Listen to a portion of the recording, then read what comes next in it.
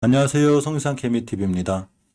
자, 우리나라 지수들이 많이 밀리고 있죠. 특히 대표적으로 미국 증시가 이제 크게 밀리면서 전체적으로 지수나 이런 모든 주식들이 약간은 추세가 우하향에 있는 게 맞습니다.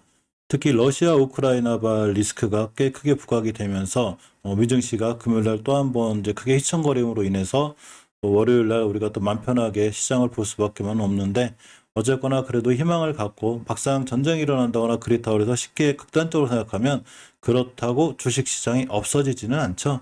그러니까 단지 이제 리스크가 있는 건데, 이럴 때일수록 멘탈 잘 잡고 냉철하게 좀 대응을 해서 리스크 관리를 하고 손실을 최소화하는 게 중요하지 않을까, 이런 생각을 해봅니다. 어제 저녁 때 바이든하고 푸틴 대통령 새벽에 통화가 있었는데 뭐 극적 타결은 안 돼 있고, 일단 대화는 조금 이어나갈 수 있는 분위기로까지는 가고 있습니다.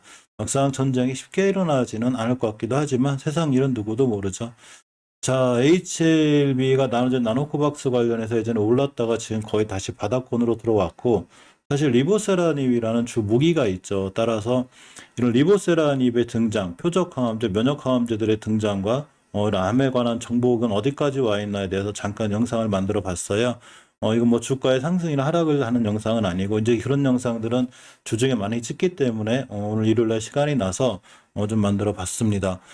암이 여전히 사망원이 1위를 차지하고 있죠. 인간의 삶에 상당히 위협적인 질병입니다. 2019년 국가암 등록 통계철에 따르면 이렇게 1999년 10만여 명이었던 암 발생자 수가 20년이 지난 2019년에는 거의 25만 5천 명으로 2배 이상.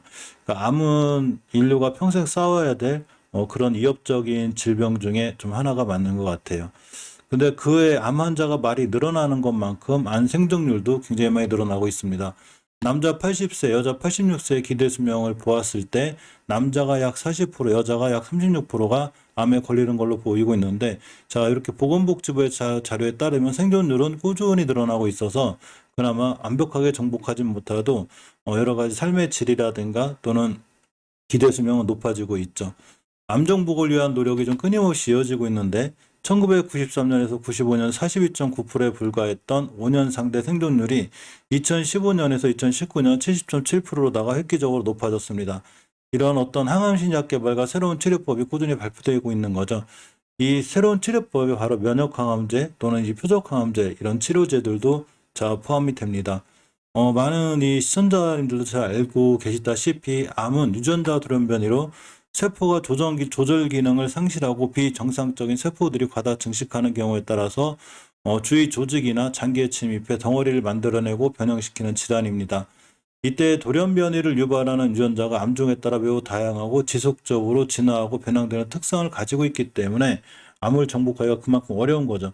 쉽게 얘기하면 어디로 튈지를 모른다는 얘기가 됩니다.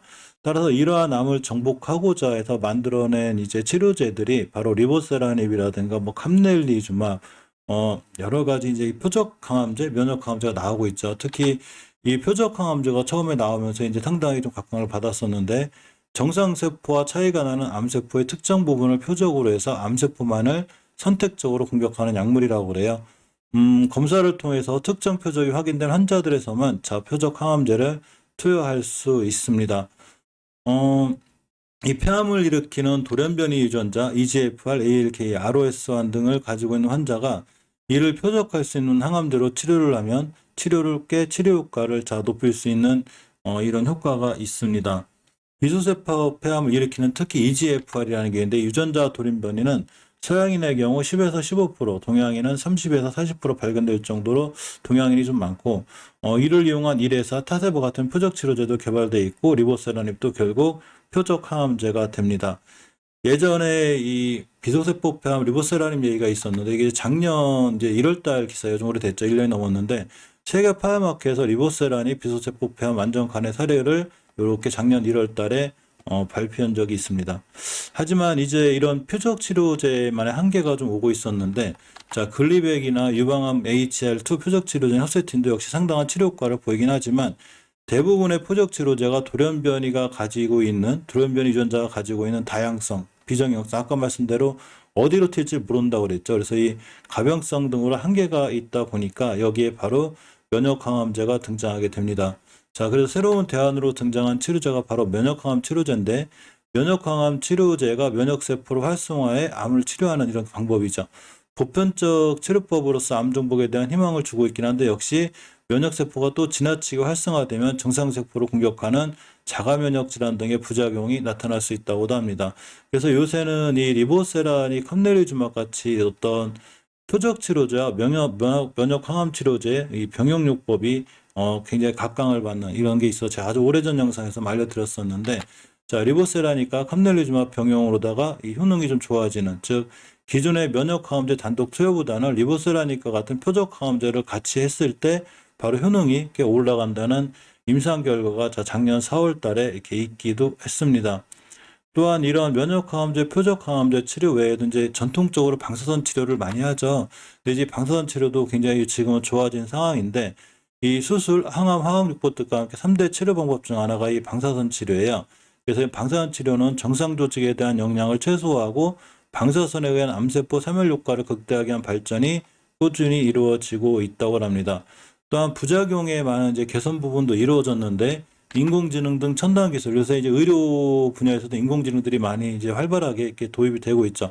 그러므로 해서 이제 방사선의 세기를 자동 제어하는 세기 조절 방사선 치료, 이게 보편적으로 적용되면서 방사선 치료로 인한 부작용이 또 획기적으로 개선되고 있다고 합니다. 또 암세포를 제거하는 수술도 최소한의 수술을 지향하고 있는데 이 복강경이나 로봇 수술 등 최소 침습 수술로 인해서 수술 후에도 삶의 질을 유지하기 위한 기능 보존에 중점을 두고 있습니다. 사실 수술하고 한 번 하고 나면 예전엔 삶의 질이나 기능이 많이 떨어져 있죠.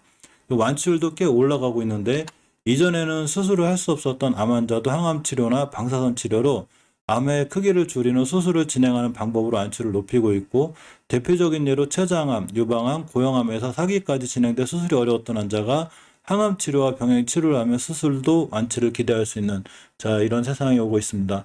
암은 완벽하게 정복되진 않지만 그래도 암 정복에 관한 노력들은 계속 이루어지고 있죠. 이런 암 정복을 위해서 진단, 수술, 항암 치료, 방사선 치료와 함께 이 암 재활 및 생존자 관리가 종합적으로 이루어져야 생존 후에도 삶의 질이 좋아질 수 있다고 전문가들은 말하고 있습니다. 자, 우리가 지금 시장이 많이 무너지고 또 HIV에 대한 실망감도 많이 클 거예요. 제가 일보세라니을 통해서 사실 1년 넘게 HLB를 많이 찍고 있는데 지금 주가가 밀리는 건 HLB뿐만이 아니라 우리나라 모든 제약바이오주 주가들 크게 밀리고 있으니까 자 시장은 언제까지 끝도 없이 올라가지만 않듯이 끝도 없이 떨어지지만도 않습니다.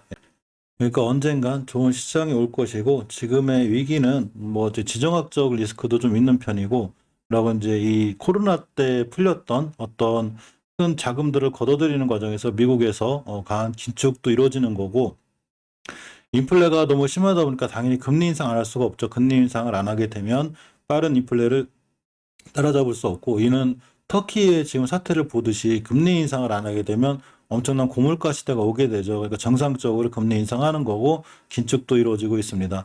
단지 이제 그러한 문제들이 시장에 크게 반영되기보다는 지금은 약간은 지정학적 리스크로 꽤 크게 흔들리는 상황이 되니까 이 문제도 뭐 전쟁이 나면 나는 대로 어차피 결론은 나는 거고 또 안 나면 불확실성 때문에 밀리는 거니까 이럴 때 약간의 리스크 관리, 뭐 현금 보유를 좀 늘린다든가 이런 관리를 통해서 잘 극복해 나가는 이런 투자자가 되었으면 좋겠습니다. 저도 사실 말로는 그래도 잘 지키진 못하지만 최대한 그래도 이런 부분을 나름 지키려고 노력을 하고 있으니까 시청자님들도 어려운 주식시장일수록 관리를 좀 철저히 해서 손실을 최소화하는 게 일단 시장에서 살아남는 게 중요하다고 생각됩니다. 자, 오늘도 좋은 휴말 보내시기 바랍니다. 감사합니다.